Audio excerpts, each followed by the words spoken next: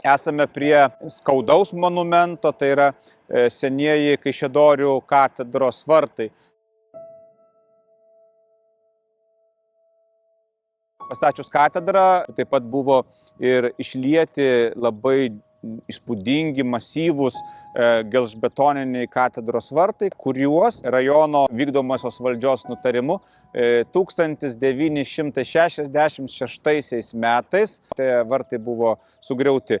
Kada buvo daroma rekonstrukcija, ruošiantis beatifikacijos iškilmėms, vartų fragmentas buvo surastas. Šiandien jis yra mums pasakojantis ne tik kokie buvo vartai, bet ir tai, kad šita katedra patyrusi sovietinės valdžios išmėginimus ir smurtą. Šventoriaus vartai, visos tvoros aplinkui katedras ir bažnyčias visada tarsi yra tokia atskirimo riba tarp to, kas šventa ir tarp to, kas kasdieniška. Ir įeini į bažnyčios kiemą, tai tarsi jau įžengi į tą šventovę.